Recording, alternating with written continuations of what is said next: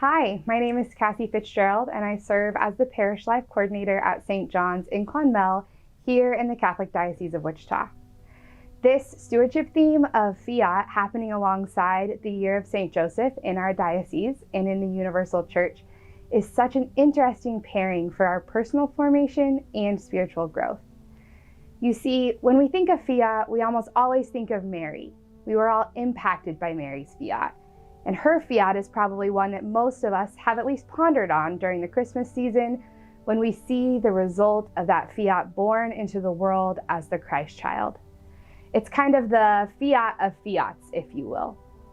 But since the announcement of the Year of St. Joseph, I've probably thought more about St. Joseph than I think I have in my entire life.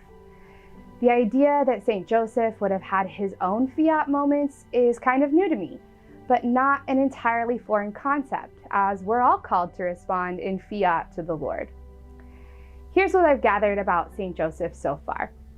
He plays such a central but silent, stoic role in the story of Christianity. He doesn't draw attention to himself. He is dedicated, disciplined, and does what he's called to do out of love and duty to God and to his family. To me, more than anything, St. Joseph is Father. I tell this story about my own father a lot in ministry because it's one of those points in my life I look back at and think, if this hadn't happened, I likely wouldn't be the disciple of Jesus that I am now. For background, I grew up as the youngest child in my Catholic family. I received my sacraments, and my family attended Mass most of the time if we were in town, but not always. My older brothers would have wrestling tournaments on the weekends, and usually something like that would trump going to Mass. Being Catholic was a part of who we are, but it wasn't necessarily central to our identity. It didn't permeate our lives outside of church. But something happened years later, during my middle school years, that created a shift in my family, and we really started to take our faith more seriously. That thing that happened? My dad had befriended our parish priest. My dad worked at the Catholic school at the time doing maintenance, and since there was only 3 men on staff there, my dad and Father Gary became quick friends. All of a sudden, my family was at Mass every weekend.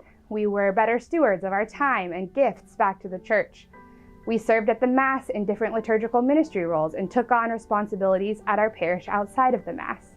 I started going to our youth group and growing my faith in that way. But the one place in my life I noticed the change the most was outside of our parish. It was how my parents handled my playing traveling softball with tournaments on the weekends. It was my mom who would look up Mass times for us in the town we were visiting.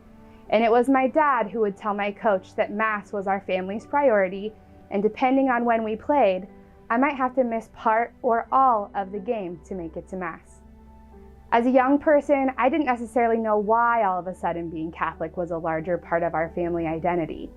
But now, as an adult, I know it was in some part due to the change in my father. I owe a lot to that parish priest for befriending my father and my family and helping to form us. And I owe a lot to my own dad for being open to a conversion of heart, his own Fiat to what the Lord was calling him to in leading his family. He's got a little bit of St. Joseph in him, I think.